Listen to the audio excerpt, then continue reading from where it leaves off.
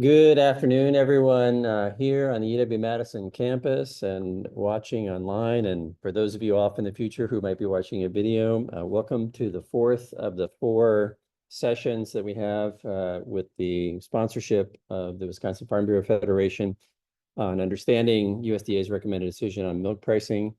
Today, we're going to focus on the implications of terminating Order 30. If you don't understand at the moment what terminating an order means, we'll talk more about what that is and then also talk about some of the implications. So I'm Chuck Nicholson. I'm a professor here at UW-Madison. With me here is my colleague, Leonard. Correct. Leonard Paulzine, Dairy Markets and Policy Outreach Specialist through UW Extension. Hey, so do you want to have Sure. him do the QR code? I think you can just push on that one before we get.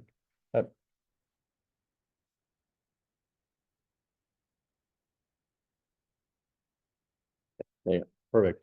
So for those in attendance and online, if you can go ahead and take out your phones and scan this QR code, you'll be taken to a pre-workshop questionnaire just to gather some information on our participants here today. In one of the questions, you'll be asked to rank your preferences. So the easiest way to do that is if you just select if you just select all of the each option in the list and it'll populate and then you can organize from there. So we'll give you a brief moment to let you fill out that questionnaire.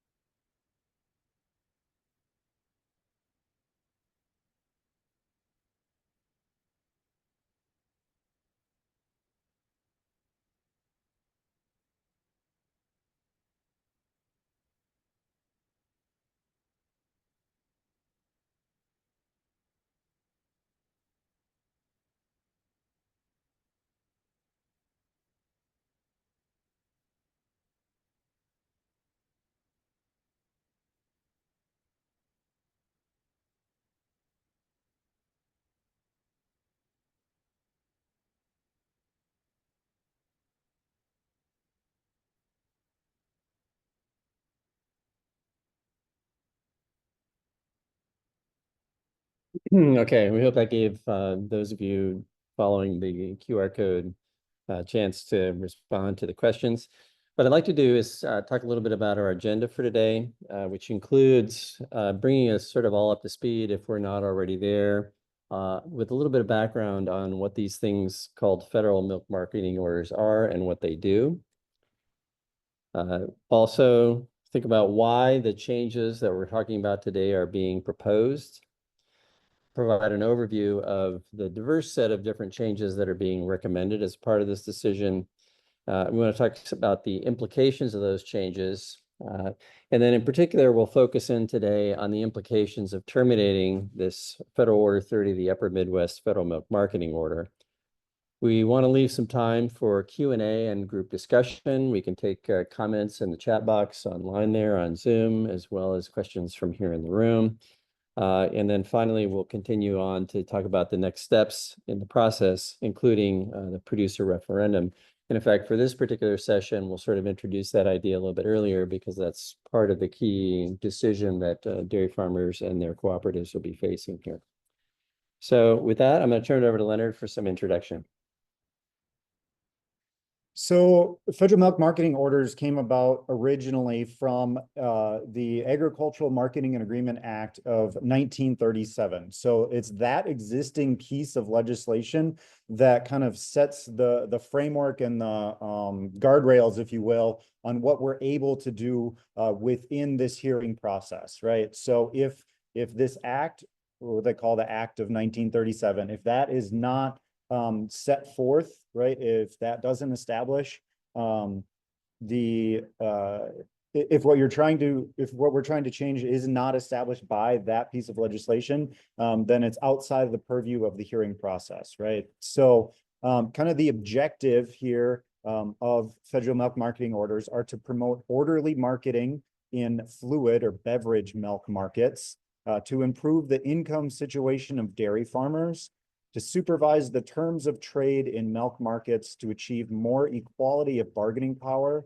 between producers and processors, and assure consumers of adequate supplies of milk at reasonable prices. So I do want to go back to that first point quickly, where it says promote orderly marketing of fluid milk markets. So fluid is really the key word there. That is what kind of establishes, again, these guardrails framework for the legislation, as well as the changes that are being proposed. So all kind of relates back to that. Let's take just a brief moment here and walk through some of the activities of federal milk marketing orders. Some of them I'm sure may be somewhat familiar to folks, and some of them may not be. So the first is that we do have classified pricing and pooling. Federal milk marketing orders also collect dairy commodity prices. They determine handler prices based on end products, establish minimum uniform prices across the pool. They establish weights and measures, components, and volume audits. They assure timely payments to producers, and they provide market information. So additionally, some of the things that orders also help with are export certification services, dairy standards and product grading. They administer the fluid milk processor promotion and the dairy research and promotion programs, or the checkoff programs. They've also assisted in the pandemic market volatility assistance program, the milk donation reimbursement program, etc. So there's a map of all the 11 federal milk marketing orders across the US. A few points to consider is that not all farm milk is priced on federal milk marketing orders, as not all farm milk is sold in those marketing areas. And again, when we talked earlier about this being a fluid framework for milk, that last point there, milk buyers and other than class one, milk buyers other than in class one in a regulated area can choose not to be regulated. Sure. So we're just going to provide a quick overview here of some of the key elements of the USDA's recommended decision. So kind of the first one of which here is the change in standard milk composition. So where protein is suggested or recommended to be 3.3%, up from 3.1%. Other solids, 6%, up from 5.9%. Non-fat solids, 9.3%, up from 9%. So again, at the beginning, we talked about how federal milk marketing orders work to establish orderly marketing, right? This is one example of how these changes work to promote a more orderly marketplace, because as we've seen these fat and protein and general component levels rise in milk over time, the adjustment is kind of aimed at trying to accommodate or adjust the elements of this legislation to the current market conditions that we are facing at the moment. Also, another recommended decision is to remove cheese barrels from that class 3 pricing, and then increase make allowance for cheese, butter, NBM, and dry whey used. So these are used in the class 3 and class 4 pricing. The price increases range from 5 to 7 cents per pound. And also an increase in butterfat retention factor for cheese. Also recommended is to revert to the higher of versus the average of, which is where we're at currently, the advanced class 3 or class 4 skim milk price for class 1 milk price. And also new is a provision to adjust the class 1 price for ESL milk. Increasing the class 1 differentials, so increase in Wisconsin of about $1.20 per hundredweight, and retain that $1.60 per hundredweight minimum differential value. Great. Thank you, Leonard, for providing an overview of the changes. It may seem like there was a lot of information contained in one slide there, and we talked about in more detail each one of those changes in the previous 3 sessions. So I'm going to spend a little bit of time now that we know a little bit about the structure and function of federal milk marketing orders and some of the proposed changes, talking a little bit about why we're going through this process. So one of the things that is true about this is that make allowances that were mentioned in the slide that Leonard just showed you were a key issue. And the key issue really was that both dairy processors, buyers of milk, and many dairy cooperatives argued that the current allowances didn't reflect current costs of making products.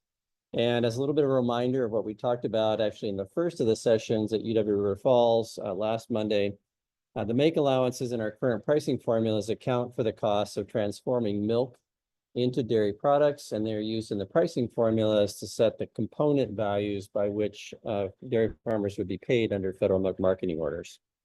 So the make allowances were really a key issue, the start of this entire process. And there were some symptoms that this was an issue, and those symptoms were something that we'll talk more about in a moment, but depooling, milk not being priced under federal milk marketing orders. And I would argue also we saw less pooling, a trend towards a smaller proportion of milk produced in Wisconsin and Minnesota being priced under federal milk marketing orders. We saw declines in price premiums, that is, amounts paid to dairy farmers over the minimum amounts. We saw cooperatives doing what's called reblending, which is paying their members less than the minimum regulated prices in federal milk marketing orders. And in some cases, we also saw negative PPDs or producer price differentials.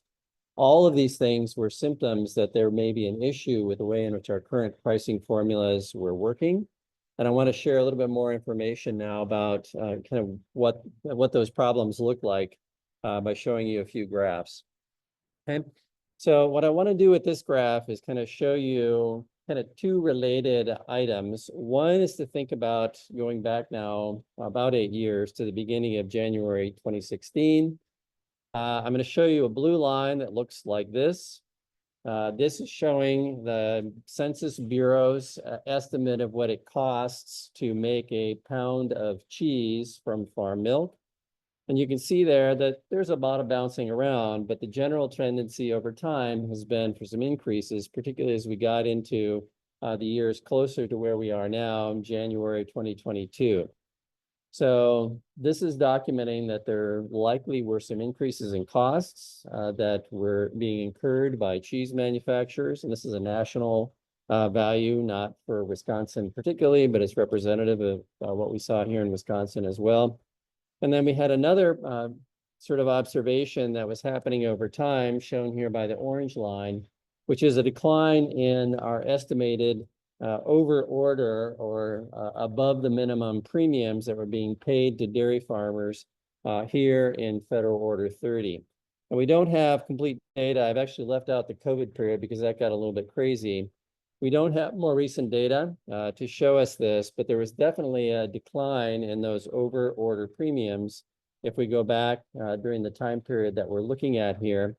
And I would say that these 2 different observations are actually linked. As costs went up, it became harder for cheese manufacturers to pay the premiums. And this actually was not a phenomenon that was limited only to here in the upper Midwest. Here are some data showing a quite similar pattern for premiums paid in the state of New York. Their state government actually collects data on this every month, and we had to estimate for here in the upper Midwest. But you see a similar sort of pattern of declines over time from some fairly substantive levels of premiums here, $1 a hundredweight in New York, to below 20 cents in many of the recent time periods we're looking at. So increase in manufacturing costs seems to be associated with a decline in the ability and the willingness of cheese manufacturers to pay those over order premiums to dairy farmers. So one of the things that I also want to make a little bit clear here, and Leonard alluded to it earlier, is that federal milk marketing orders are set up to regulate Class 1 milk, pricing for Class 1 milk. And Class 1 is the milk that gets used in beverage products of various kinds. So the buyers of farm milk that are making beverage products, if they're selling it into one of those marketing areas that Leonard showed you the map for earlier, those buyers of milk for beverage products must be regulated under federal milk marketing orders. They must pay the minimum regulated price for that milk. However, and this was also something that Leonard mentioned earlier, buyers of farm milk for other uses like cheese may be regulated if they choose to be, but they are not mandated to be regulated. So they can choose to be regulated when they benefit from receiving money from the pool of dollars that is generated across all uses of milk in a particular marketing area. And to benefit from that pool drawing from that pool of dollars, they would agree to pay the minimum regulated prices, right? So the core idea is here, if I am a buyer of milk for beverage products, I must be regulated. I must pay the minimum price. There's no opt-out. If I am buying milk for other uses, I have the option to be pooled to participate, to pay the minimum prices or not.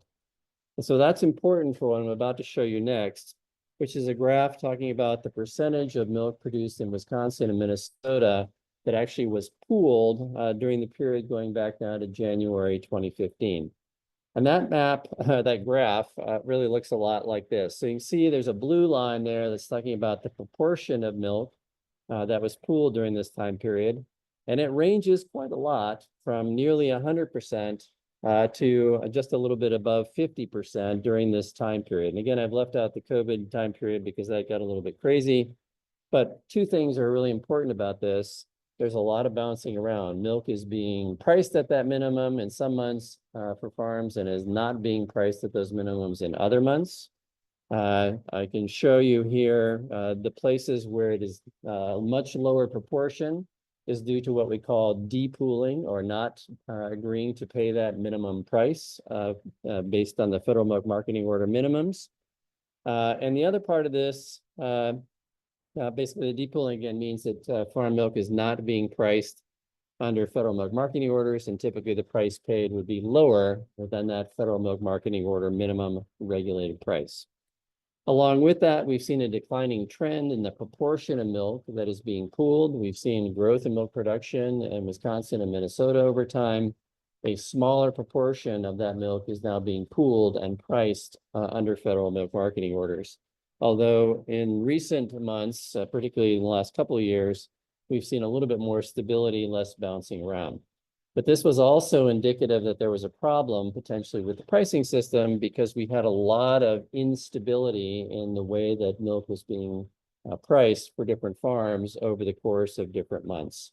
This was another symptom that there was some kind of issue with the pricing system. Okay.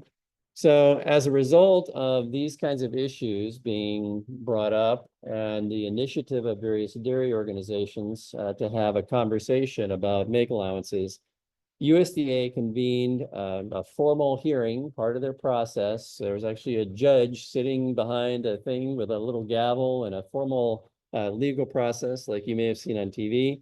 This hearing went on for a number of months from August last year to January of this year.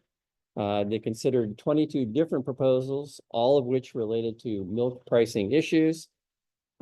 Various dairy organizations and individuals, including dairy farmers, had the opportunity to present evidence. And there were literally hundreds of hours of testimony, thousands and thousands of pages of documents. USDA listened to all the testimony, went through all the documents, reviewed it, and they released a recommended decision about what they would propose to do in terms of changes to milk pricing on the 1st of July of this year. So there was a problem that was identified by various dairy industry organizations.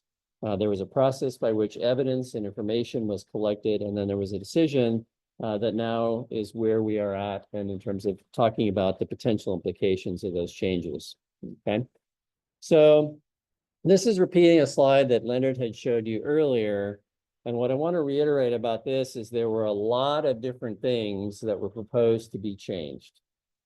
Some of which are going to be more important for farm milk pricing going forward than others. So This is a reminder, there's a lot of action, there's a lot of different things going on here, okay? What I would like to do is take these kind of one at a time, briefly summarize the changes, and then talk a little bit about the potential implications. And this is sort of the shortened version of the presentations that we've given the last three times in River Falls, Platteville, and at the Farm Wisconsin Discovery Center last Friday. So I started out talking about the fact that the make allowances were a really important driver for the whole process that we're in right now. And Leonard had mentioned that those make allowances are proposed to be increased. I mentioned earlier, the make allowances in our current pricing formulas account for the costs of transforming milk into dairy products like milk into cheese. So what are some of the implications of these proposed changes? Well, we talked about this last Monday up at River Falls, but a main one is the component value in producer paychecks is going to be lower if the milk is currently pooled. So if the milk is currently pooled under a federal milk marketing order, then the component values for that milk are going to be lower than they would have been without these proposed changes. Where we're a little bit less clear is on the impacts of the value of milk that is not currently pooled. Because it's not currently being regulated, we often don't have particularly good information about it. And when it's not regulated, buyers of milk have a lot more flexibility to negotiate the prices that they pay with their farmer suppliers. Okay. So on the other hand, component values going down is not such a great idea when you think about what the overall milk price would be, but it should have the benefit of increasing those producer price differentials. And that means basically the value of milk above the class 3 component value should be larger. And we'll talk a little bit more about why that would be in a moment. And it also is designed to bring more of that milk back into the pool, have more of that milk be priced under federal milk marketing orders. And I mentioned earlier that that was one of the main issues that was a driver for making these proposed changes. Okay. So that's one, and I think that's actually probably the most important in terms of thinking about farm prices here in Wisconsin. But there are others that I want to mention here. Leonard had also indicated an increase in the class 1 differentials. USDA is proposing to increase those differentials in each county of the United States. The average increase here in Wisconsin would be about $1.20 per hundredweight. And if you haven't yet seen the session that we had at Platteville, those class 1 differentials are the additional amount that are paid by buyers of milk for beverage use. And their intent is to provide incentives to move milk to milk deficit areas. Okay? So what are some of the implications of this? Well, this is actually how we're going to end up with a higher PPD. There'll be an increased value of the pool of dollars across all milk that is priced under federal milk marketing orders. That should lead to a higher PPD, a higher blend price, and a higher all milk price. This is true across the country, but it's particularly true in parts of the country that have much more fluid milk processing than we have here in Wisconsin. Overall, for the country, the change in annual value based on what USDA is proposing, the average value is $1.24 per hundredweight, which actually aligns fairly closely with the value that is proposed for here in Wisconsin. Across all milk in the country for dairy producers, that adds up to about $527 million per year. It also is likely to result in some increase in retail fluid milk prices. Some economic analyses that we've done here at UW-Madison suggests that could be as much as 11 cents per gallon. And partly as a result of that, we're likely to see some decreases in the use of milk for beverage purposes, or what we call class 1 utilization. Okay. So those were the two topics that we talked about in our first two sessions last week in River Falls and Platteville. We did a bit of a catch-all session at the Farm Wisconsin Discovery Center on Friday. Leonard had mentioned changing the standard milk composition. These are the values that are used in the formulas that tell us what USDA reports as a class 3, a cheese and whey milk price, and a class 4 butter and milk powders milk price.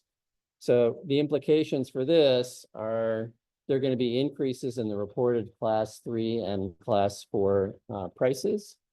That may sound like it's a kind of a good thing, but on the other hand, because we pay farmers in Wisconsin on the basis of their components, not on the basis of the composition of milk that's being shown there, there won't really be much of a direct impact on pay prices in orders like where we are here in Wisconsin. Okay. Also was mentioned that we're going to remove cheese barrels from class 3 pricing. And this has to do with the fact that we start with a survey of prices of wholesale products. For cheese and for class 3 pricing, we currently use both 40-pound blocks and 500-pound barrels of cheese. The proposal that USDA has made is to remove the barrels as a product that would be part of determining the class 3 price. Some of the implications of that, and one of the reasons that USDA is proposing this is to have less variability in the cheese price that is being used to set the class 3 price. If you look historically at what this would mean in terms of the cheese price that's used to set the class 3 milk price, that would increase by a relatively modest amount of 2 cents per pound if we look over the last 10 years. And that would result in a small increase in the class 3 price if we're looking at things kind of on a historical basis. Okay. One of the other things that Leonard had mentioned that was a part of this decision is reverting to the higher of. And when we determine the class 3 and class 4 skim milk price, and we set the class 1 skim milk price, so this is about how we set that price for milk that is used in beverage use. Currently, and since May of 2019, we've had a formula that uses the average of plus 74 cents to make that class 1 milk price. The proposal is to go back to what we had before 2019, which is use the higher of those two prices, class 3 or class 4, to set that class 1 price. The implications are basically that we're going to have more variation in that class 1 price over time because the higher of will always be a little bit less smooth than the average of. Likely to see, if we look historically over actually the last couple of decades, a higher class 1 price of about 11 cents per hundredweight. And then finally, we have a couple of provisions that adjust how we price milk that's actually what we call extended shelf life milk. It's become a much more common product to market beverage milk products. It includes milk that has a shelf life of up to 60 days. They currently are being priced at the same price as all other milk that is pasteurized milk sold in a grocery store. There's an adjustment that is being proposed to allow for the phasing in of a new higher of rather than average of pricing for class 1. So the implications of this really are there'll be some changes in the timing of pricing for ESL, or milk used in ESL compared to the rest of class 1. But over time, the same overall average price for ESL and other class 1 milk, right? So that's a relatively brief overview of the different elements that have been proposed to be changed by USDA. And I want to maybe summarize those by putting together a table that does kind of have a lot of words, but it tries to highlight some of the important impacts on farm milk prices here in Wisconsin. So you can see you have 6 different proposed changes. Many of them are likely to have relatively modest increases, either up or down on pay prices or PPDs. I think the most important one to focus on there is really the one that's in the first line, which is those increased make allowances that will result in reduced component values and pay prices for milk, especially earlier on after the changes proposed to those make allowances would be implemented. Most of the other items that we're looking at there would have relatively limited impacts on farm milk prices here in Wisconsin. Want to add a couple of other quick notes. I mentioned earlier, these are the impacts on prices of milk that are actually pooled under federal milk marketing orders. They're valued, they're paying that minimum price. The impacts on prices for milk that are not pooled are less clear. We might actually see some increases in those prices in response to the kinds of changes that we're seeing here.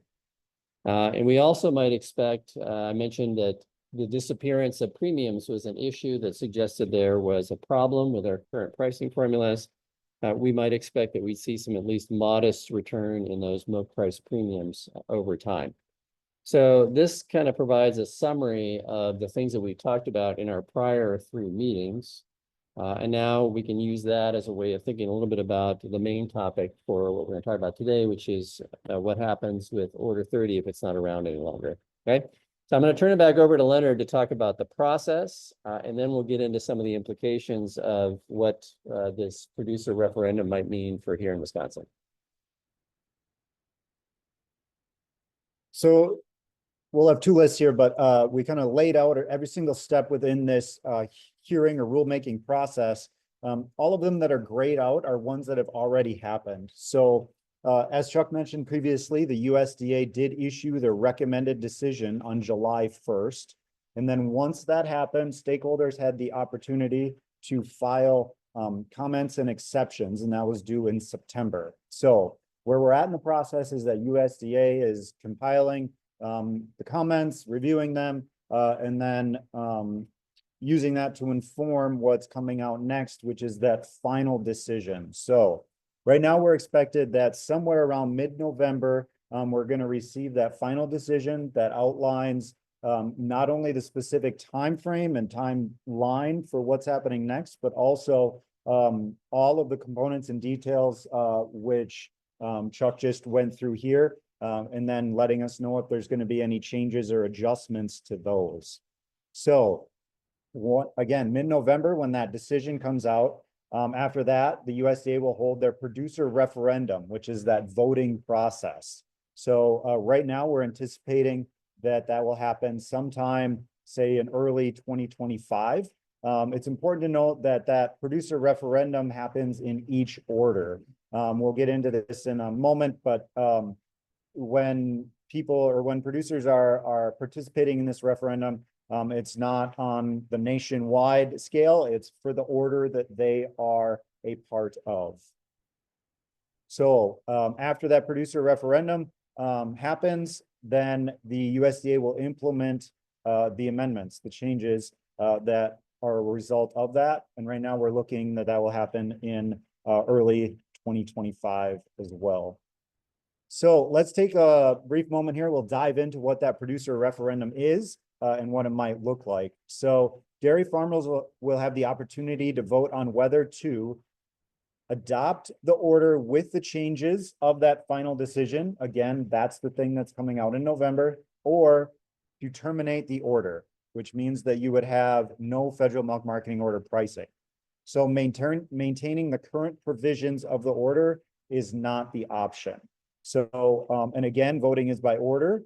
It's the order that that producer is, where their milk is pooled, not the whole system.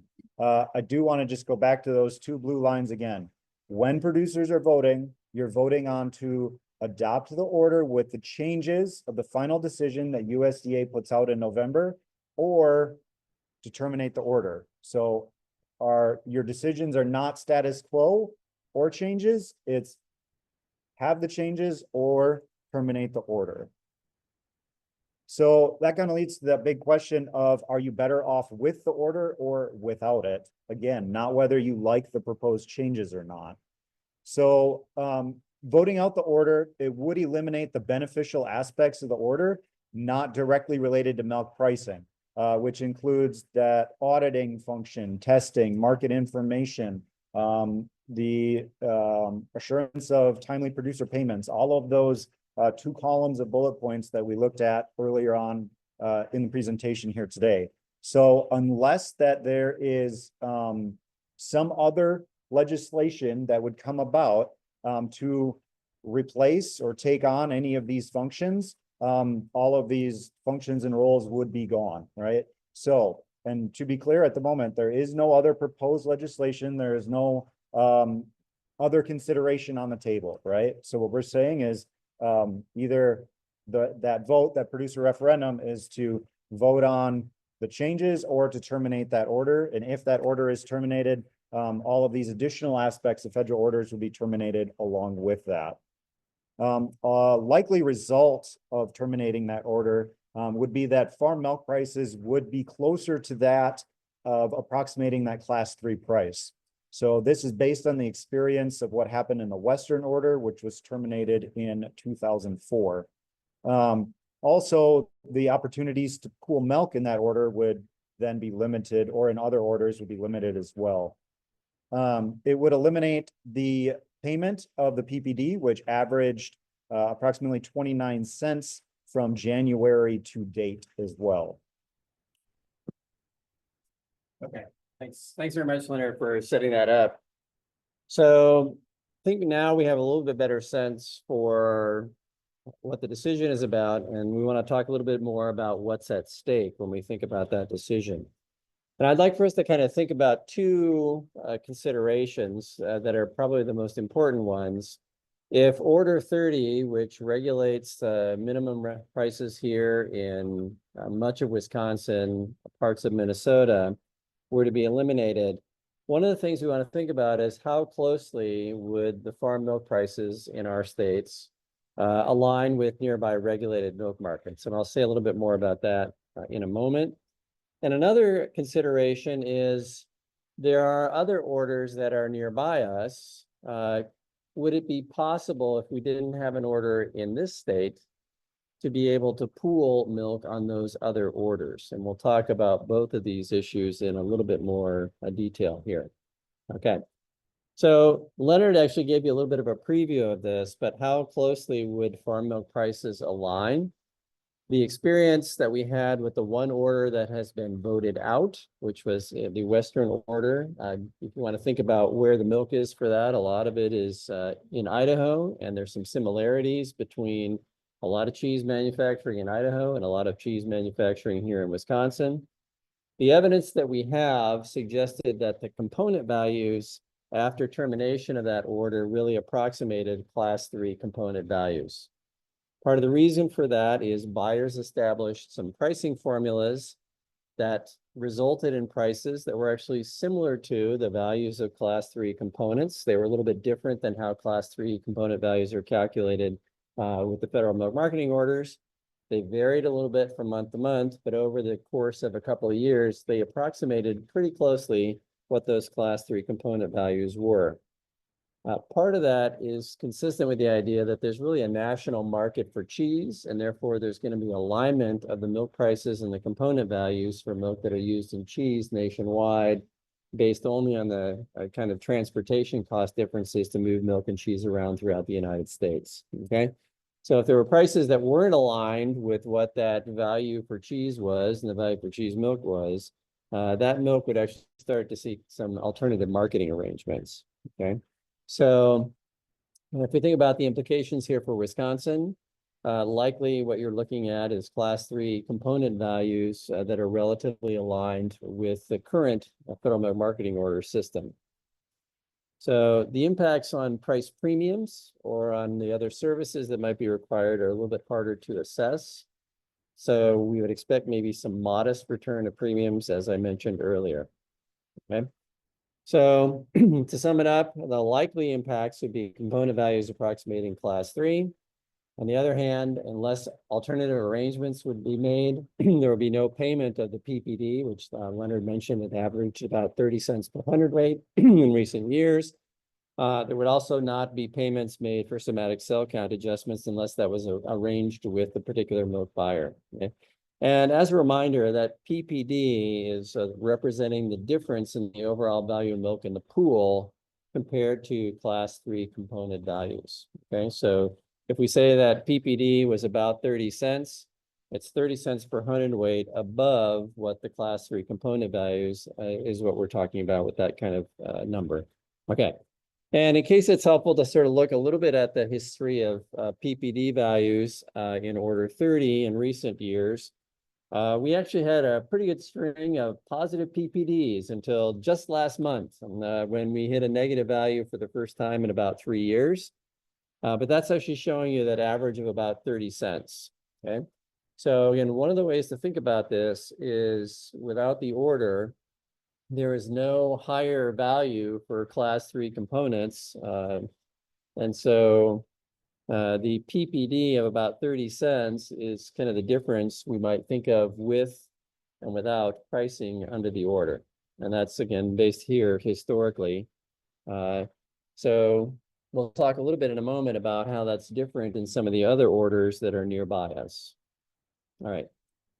So the other consideration that I mentioned is, what about pooling milk on other orders? If we don't have an order 30, but there's still these other orders that are nearby, the central order and the Mideast order, and I'll show you here a map of those. Those are kind of nearby to us. Could we take advantage of pooling milk on those orders and receive some of the benefits of federal milk marketing orders more generally, but also the PPD payments that would be made in those marketplaces? Okay. So this is what we need to sort of think about now, to think about the potential implications of not having an order 30, right? So these are the two orders that I just showed you on the map that are closest to order 30. They have significantly higher PPDs than we've had historically here in order 30. But on the downside, they have higher transportation costs. If you have to actually move the milk to those locations, that's a costly endeavor. And they also have what we call more restrictive pooling provisions. It's harder to say I should be paid from this pool of dollars in those two other orders than it is here in order 30. And we'll talk more about the details of that in a moment. Okay. So how do we assess what the impact of being able to pool milk on other orders might be? Well, as Linda mentioned, the referendum is going to happen order by order. So we don't really know in advance which orders might do what, but let's for the moment say both of those orders stay in place and order 30 goes away. Okay. So then we can think about what are the incentives, what are the PPDs relative to transportation costs of pooling milk on those other orders, moving it a farther distance to have it be pooled and be a part of the federal order pricing system, right? So then we have to think also about whether milk can gain access to those pools based on those things that I call the pooling provisions, which are the rules of the game that say, yes, you can actually be a part of this pool, you can be paid from this pool. All right. So to help us think about this a little bit, here is a graph. I showed you earlier a blue line that showed the PPDs in order 30. That's the line that you are seeing here. Same period of time here going back over the last 3 years or so. And you can see in both the central and the Mideast orders, we've got higher PPDs on average being paid. The orange and gray lines there are nearly always, but not always, above what we're seeing here in order 30. And you'll also see that actually in the most recent month, September, they also experienced negative PPDs, and that those negative PPDs were more negative than what we actually saw here in order 30, right? In a way, what this graph is trying to show us is the potential incentives to move milk and pool it under those other two orders, because if I can gain access to the pool, I can share in those higher PPDs, okay? And those are obviously considerably higher than the 30 cents we've talked about here. They actually average more like $1.50 per hundredweight. So that provides an incentive to think about whether or not we can access those pools and pool milk produced here in Wisconsin on those other orders, right? Well, the history suggests that actually we don't have a lot of experience and it might be hard to make that pooling happen. And this is a rather busy table, but I want to draw your attention to some of the numbers that I have highlighted there in the red. This is showing for the last 2 full years that we have records for these 3 different federal milk marketing orders. Where the milk on those orders was produced, in which states. So if you look at the 2022 and you find the line over there on the left that says order 30 and follow it over to where you see some red numbers, you can see that more than 2/3 of the milk, more than 70% of the milk in order 30 came from Wisconsin, and an additional 21% of the milk came from Minnesota.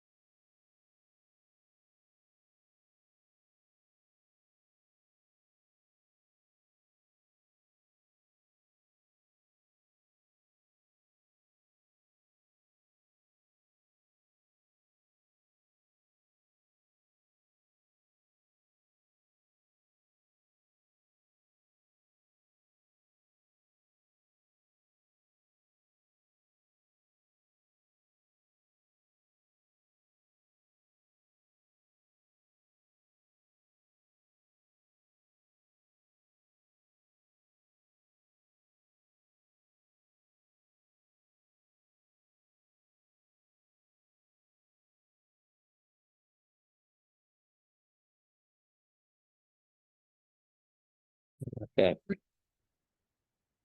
Okay, so with apologies there for a little computer electronic problem, I think we're back. So I had been talking about this particular table to try and help us think a little bit about where the milk is currently being pooled on these three different orders. In particular, we're trying to think about where the milk for order 30 is originating now and where the milk comes from that is going on order 32 and order 33. And I had mentioned that in 2022, well more than 90% of the milk from order 30 came from the two states, Wisconsin and Minnesota. If you go down and look at order 32, you can actually see a very small proportion of milk from Wisconsin and Minnesota was being pooled on those and on that order in 2022. That's the line order 32 carried across to the percentage columns with the two blue numbers there. Well more than 96% of the milk was being pooled from other states on order 32 and an even higher proportion of milk for order 33. We see some similar patterns for the year 2023. And most of what this is suggesting to us is that the milk that is being pooled on orders 32 and 33 is coming from places other than the states of Minnesota and Wisconsin, which suggests that if there were incentives to move the milk to pool on those other orders right now, we'd maybe expect to see a little bit more of it happening, even without the kind of incentives that this particular decision might provide. So it suggests that there may be some impediments or some challenges of actually getting the milk from Wisconsin, Minnesota, and to pool it on those other orders. So we can also, again, think about the total volumes of milk being small in those two orders. And it again suggests that the incentives for moving additional milk to the central and Mideast orders may not be that large under our current pricing. However, there could be some increased incentives to move milk based on the higher values of class 1 differentials. And that is actually part of the whole reason those class 1 differentials exist, is to move milk into places where it is needed. If it helps to have a little bit of a reminder of what we talked about last Wednesday in the session in Platteville, this is the map that shows those increased incentives, those increased values for class 1 milk used in beverage products. You can see here in Wisconsin, that's about $1.20, but some of those values are larger as we head down into those other two orders. So that may provide some additional incentives to move milk into those orders based on those higher class 1 values, and that gets reflected in the higher values of the PPDs for those other orders. Okay? So historically, we have not seen a lot of milk from this part of the world be pooled on those other two orders. We may see some changes in that as a result of the changes that are being made here to those class 1 differentials. Okay.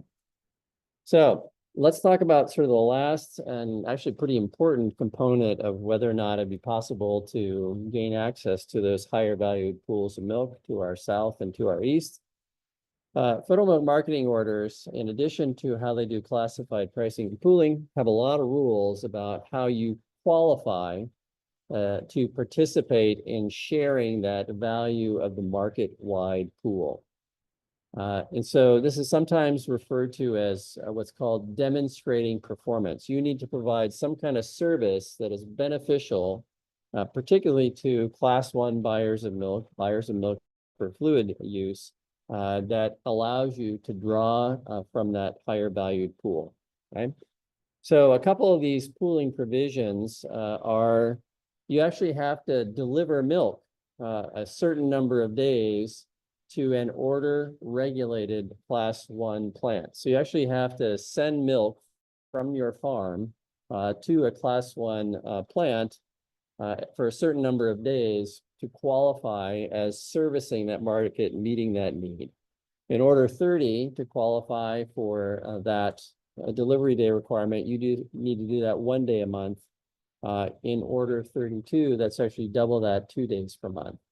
And what that means is you actually have to have access to a class 1 market in the order where you're going to be pooled. And you must actually have the ability to sell to somebody who is going to buy that milk and use it for a beverage purpose. Okay? In addition, a plant has to ship 10 to 20% of their milk to a fluid plant here in order 30.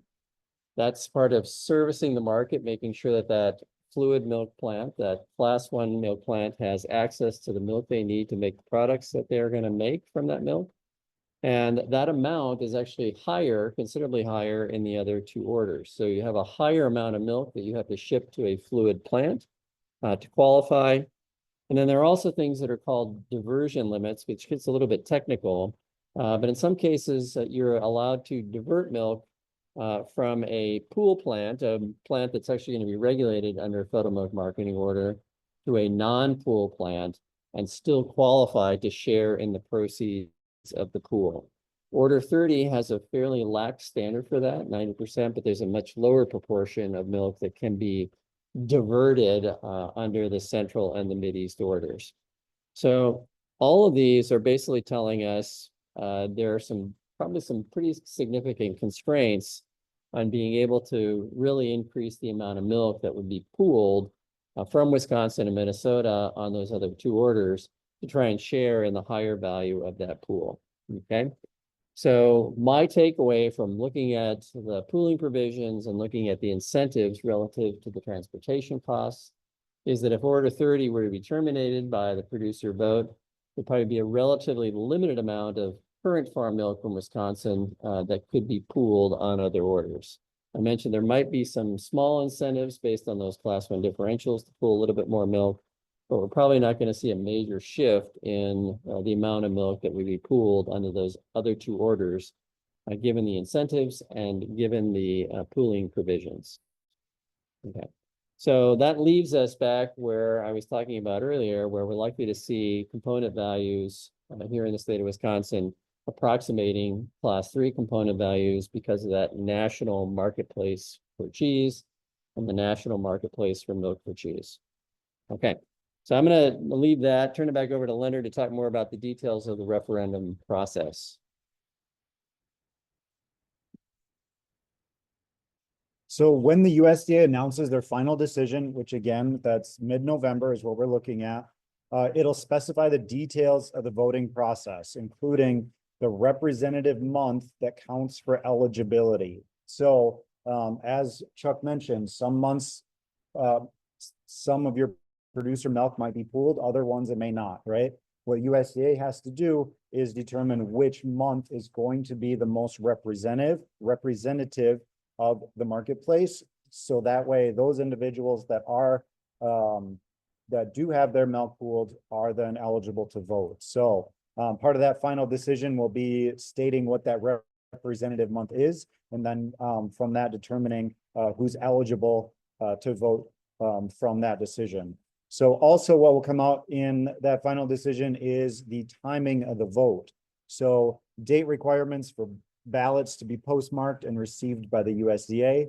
The typical time frame that we see on that is 30 to 45 days. So eligibility on the producer side, as we talked just briefly here, for a producer to be eligible, they have to deliver milk to a handler that is regulated by the Federal Milk Marketing Order's geographic area in that representative month. And again, that representative month is what USDA will determine or dictate in their final decision. And the producer has to actively engage in producing grade A milk at the time of the referendum. So on the cooperative side of things, cooperatives can represent producers who are actively producing and marketing grade A milk within the order in that stated month. Actively marketing milk means processing or selling it in the order. And the cooperatives have to be recognized by the USDA. So we'll kind of dive into some of the details around block voting by cooperatives. So because co-ops are considered producers under federal milk marketing orders, they are allowed to block vote on behalf of all their members.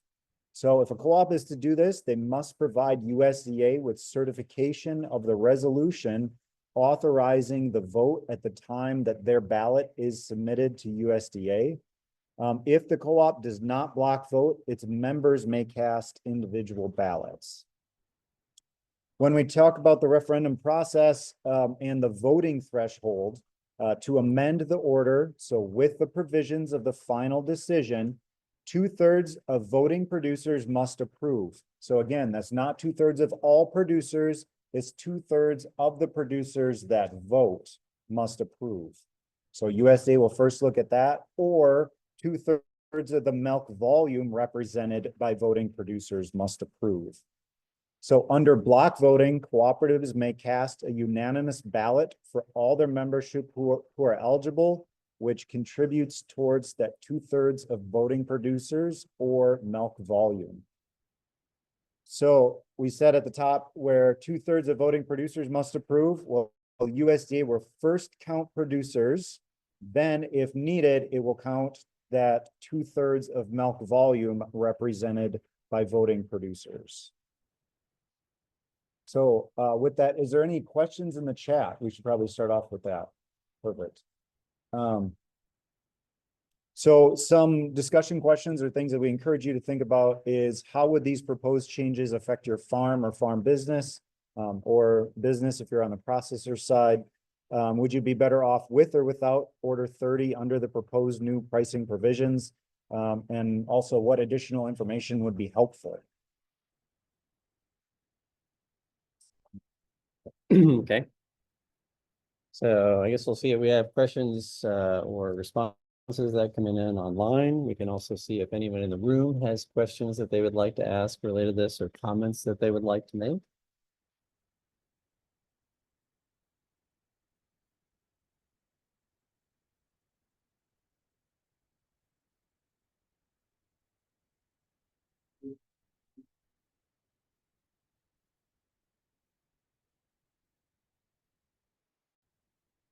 A question being asked here in the room is how long it will take USDA to certify the vote.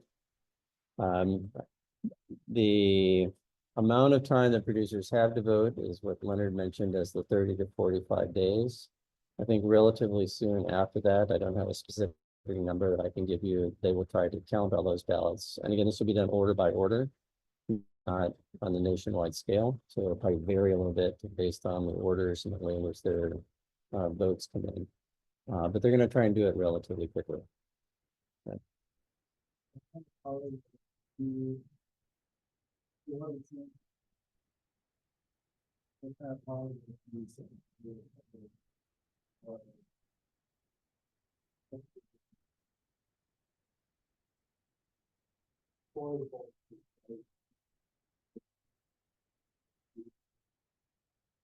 Okay, so the question is if, and I would say when we have a change in administration, we don't know which change will be, but there will be a change in administration. How might that affect the process, particularly because the Secretary of Agriculture has some discretion there? And I guess I'll be honest and say, I know that the Secretary has discretion about whether or not to release a final decision. I believe that will be made before we see any change in administration. And after that, I'm less certain about whether any future secretary could then try and adjust the process or not.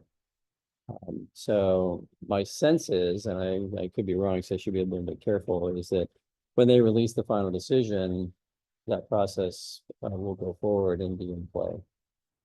We've talked in some of the other meetings about the fact that certain provisions that are contained in the decision may be modified by acts of Congress going forward. And there are actually some specific recommendations and specific proposals in some of the Farm Bill legislation to add certain provisions or change certain provisions. That actually could be the way in which you might modify some of the key components of this decision going forward. Wouldn't necessarily have to happen through this particular process, but as something that Congress would do after the fact.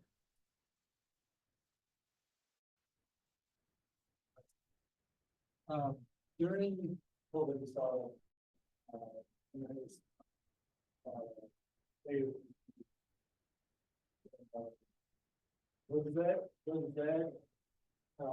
that have to record over, and will any changes, especially changes to the address?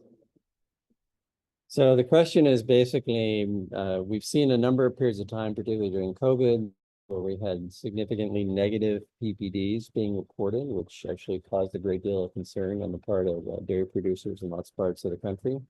And will these provisions have some impact on that and maybe make it better? And I guess I would say the provisions that are being proposed here were designed, at least in part, to help address that issue. So part of that is actually trying to make sure that the price alignment happens better between the class 3 and the class 1 prices. And that's actually one of the elements that gets us out of whack with the negative PPDs. And then also trying to provide the ability for a larger amount of milk to be pooled will also help to stabilize that particular pricing relationship. So I would say the negative PPDs are kind of a symptom of a problem. They shouldn't be the only thing that we try and address by changing the provisions that we're talking about here. But the things that have been proposed, I think, to have at least that in mind to some extent, to minimize the times where we actually get really out of alignment between those different class prices and we have those resulting negative PPDs. So it should improve. The PPD's values should be higher, which will also kind of take us away from negative territory, and it should be more stable with the pooling provisions that we put in place. The top of premium return, what would the over order premium cover? Quality, volume, pickup, or all the above? Okay, so the question is, there was some talk about whether or not the price premiums to return, what would those premiums be for? Quality, volume, all of the above. Some other things were mentioned there. And I think we probably better put them in the category of sort of all the above, because premiums are being paid with a great deal of discretion on the part of the milk buyer and for that matter, on the part of dairy cooperatives to their members.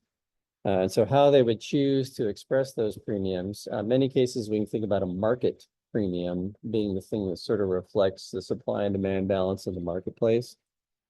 That's the one that I'm thinking would probably be most affected by this, but there are lots of different ways to pay those premiums out in a milk check.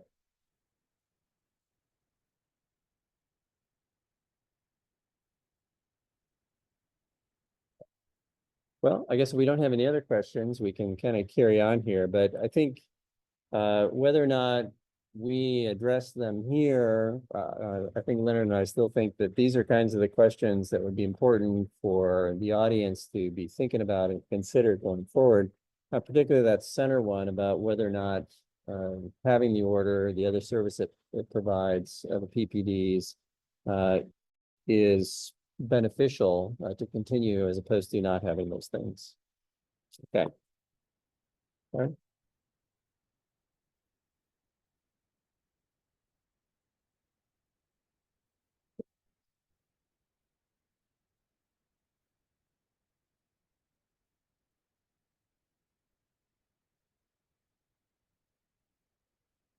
Okay. So now for better or worse, you can see my beautiful face. Okay. So as we move to kind of wrap up this particular part of the discussion, I've shown again that there are multiple different components of this decision that will be important. Tried to highlight that for the purposes of milk pricing here in Wisconsin, that element that's actually down there in the lower left of the slide that you may be looking at now, that increase in milk allowance is probably the one that has the most weight when we think about the likely impacts, particularly in the short run here for milk prices in Wisconsin. So, but the key thing is that all of these will have some influence on milk marketing throughout the United States. We live in a national and even global marketplace for milk, so there will be some impacts that will take place, even if they're not as direct as thinking about those component values for class 3. So what I'd like to do now then is to sort of end this whole series by reminding us of maybe a few things that are kind of important, and then showing some overall national price impacts that we might expect in future years. So the impacts are going to depend, as I was just saying, on all of the changes in the recommended decision in a nationwide sense. We've tried to consider them separately in this series of different discussions to help make it a little bit easier to handle, because as I'm mentioning, you can get into the weeds pretty quickly on a lot of the different details and provisions.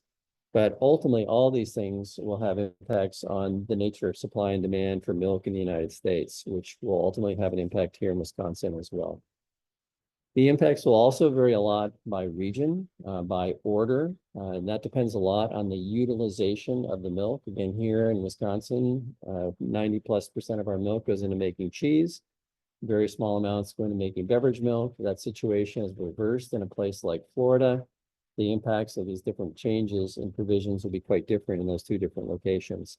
Also, we get paid on the basis of components here in farm milk. In other parts of the US, they are paid on the basis of butterfat in the milk and the amount of skim. So it's more of a volume type pricing. There'll be some differences in those orders that use that alternative form of pricing as well. And in particular, the impacts are likely to vary over time. We've looked back in some of the graphs at what has happened in past years, trying to think a little bit about what that might tell us about what happens in the future. But one of the things that we know is if we make major changes to milk pricing, we're likely to see some changes to the milk supply. Dairy farmers will make some decisions that are related to production differently. We'll see some differences related to the demand for farm milk. Cheese manufacturers will make some decisions that will be different than they would have made otherwise. And those responses over time are going to evolve and create changes in milk prices throughout the United States. So what I'd like to do before we completely wrap up here is show you a couple of graphs. I'm an economist. I like to think about how we might model what future economic impacts might be. So we've tried to take a look at the impacts on different class prices over the next, say, 5 years, and then an overall average during that time period. So this graph here on the left is illustrating what we might project in terms of those dynamics of milk prices on a nationwide level for class 1, the light blue bar there, for class 2, not really so important here in Wisconsin, and that thing we call the all milk price, which is representing the value of all milk, including premiums across the United States. And you can see there's some differences in the patterns there. The class 1 price actually we might expect early on is a little bit larger affected by these potential changes. But there's some patterns there where it goes up and down. Overall, we're probably looking at an increase of a little bit less than 60 cents per hundredweight over the next 5 years. The all milk price similarly starts out with a couple of years where these have negative impacts, and then we see some positive impacts later on. That's part of that adjustment in milk supply and demand going forward. We have lower milk prices now, leads to less milk supply in the future. That tightens up the milk supply and demand balance, and we tend to see some recovery of prices in those later years. Overall, what we're looking at over 5 years for the U.S. as a whole, on the basis of these changes, is a relatively modest negative impact of these decisions, proposed decisions on all milk prices in the United States. So that's kind of looking at class 1 and overall. I'd now like to highlight that the impacts here in Wisconsin, as we've sort of been talking about, are likely to be a little bit different than those. So this graph off on the right is showing you there's a blue bar that's a class 3 price. That would be what USDA would report going forward.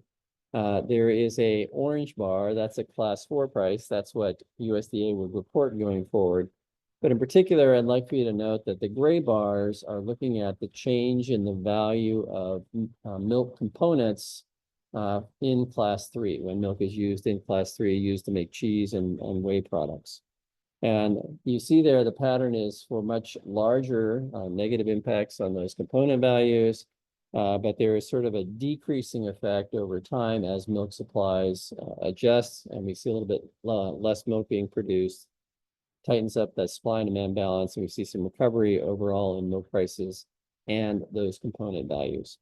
So overall, what we might be looking at here in Wisconsin in terms of impacts on a class 3 component set is about 50 cents per hundredweight over the next 5 years, but with bigger negative impacts early on after the decision would be implemented. So these give you kind of 2 different views, also help us think a little bit about some of the regional impacts and their differences. Right? So that's most of what we wanted to present. I want to say kind of one more thing here about some additional online resources. I'm part of what's called the Program on Dairy Markets and Policy. We have a website, dairymarkets.org.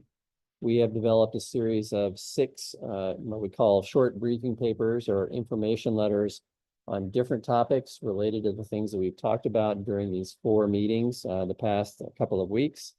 One is highlighted there. These are the issues that we talked about in Manitowoc on Friday. But we have additional information on the implications of terminating Order 30 on farm milk prices. We have some background discussion on what federal milk marketing orders do. And in particular, we have information, if you look down in the lower left there, on the impacts of the intended changes on make allowances. So there's some additional online resources that maybe complement things that we talked about in our different meetings. Okay. So with that, you've got some contact information. I think both Leonard and I would be quite happy to, if you have more questions now, address them. If you have follow-up questions or would like additional information, we have some contact information there. So. Here's a question coming in. In Order 30, what would need to be put into legislation to protect farmers and whatever, like some of the things that are organized now, that's not what put them together. Part of the order, but not like policy, and the order would be go away. Where else is there to be put into policy, the legislation? Let me actually take advantage of the question is basically, if Order 30 were to be voted out, what would be some of the things that would need to be put into play to help provide the protections that orders currently provide? So maybe I'll put this slide back up for folks to see. Go back over to that configuration there.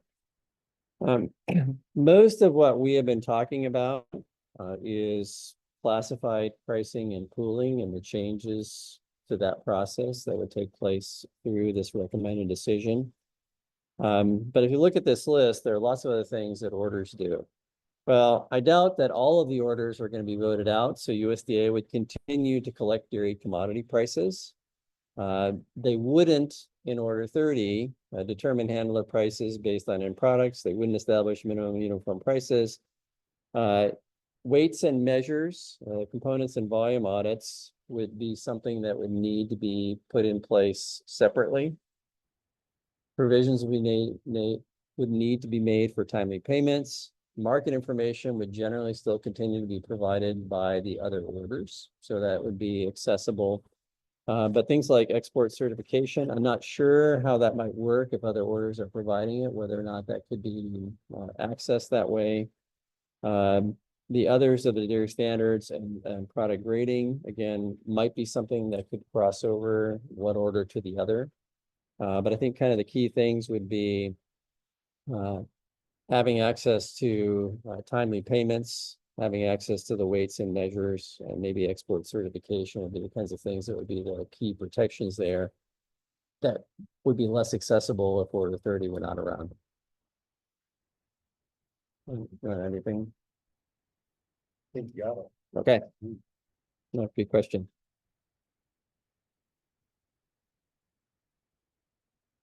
We wouldn't have market information of that order and Right, so you wouldn't know where the milk in that particular order was going or how it's being used. You would have broader information on market developments. Right? So if you wanted information that was consistent with what we have available now, you would have to have a system in place to be able to collect that. That actually could be rather difficult because much of that information would be considered proprietary if it's not reported to the orders.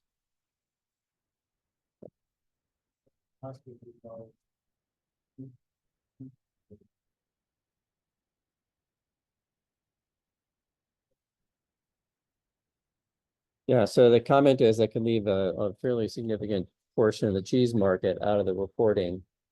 I think USDA would still continue to survey nationally the cheese prices that it used for the formulas, but what we wouldn't know is a lot of information about how milk is being used from farms in Wisconsin. We wouldn't necessarily know public reporting of the tests of the milk or somatic cell counts or other information that is typically provided by the order.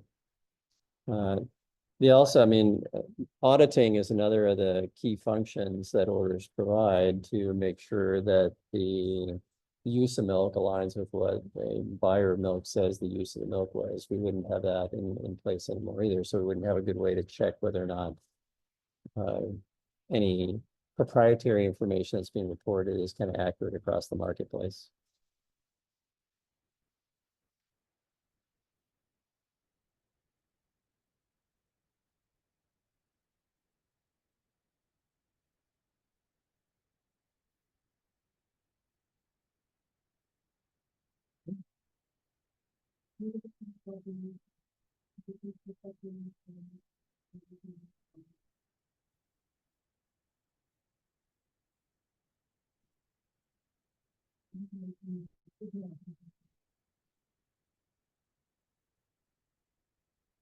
Okay, so the question that's being asked is whether we have the sense that the producer perspective on these changes and the processor perspective is sort of aligned.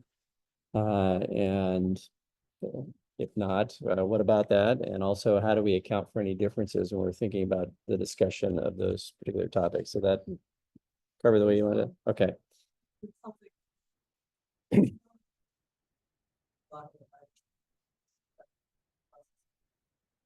There can be a block vote by cooperatives. Only dairy farmers get to vote in this election. Processors don't get to vote. They can try and influence things as they will, but only dairy cooperatives, block voting, or individual producers have the ability to vote in this. So I guess one of the ways to view the question of whether producers and processors are aligned on this is to look at what the proposals were from dairy processor organizations and dairy farmer organizations. And I think there are a couple of points of consensus for that, at least. One of which was that make allowances, that thing we talked about as having the biggest impact, actually needed to be raised. They were not covering the costs of transforming milk into cheese or other dairy products. So there was agreement about the need to make that change. Where there was disagreement was about how big that change needed to be and how it ought to look going forward, right? And for purposes of pricing milk in Wisconsin, that's probably the biggest of the impacts. One of the other ways we can look at the perspective of processors and producers is to look at the comments that USDA received when it came out with this recommended decision. Leonard had mentioned as a part of the timeline that in September, everybody had to say, here's how we feel about this. I have a very industrious graduate student who's working with me who had the enjoyable task of going through 128 distinct and sometimes really lengthy comments that were received by USDA. And he coded them into in favor of this change or not in favor of this change, roughly speaking. And actually, if you look across the number of different issues that are presented here, most of the responses came from dairy farmers or dairy farmer organizations. And despite that, if you look at an issue like Class 1 differentials, the opinion was pretty evenly split between I like it or I don't like it. If you look at an issue like block and barrels being a part of the pricing, maybe it's just a little bit harder to wrap your head around. That was pretty evenly split among the people who responded.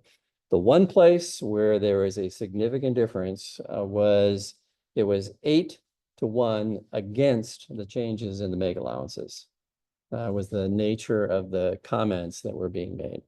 So again, I think that's really the point where there's a bit more of a divergence between the perspective even of some dairy producer organizations and what USDA has done here.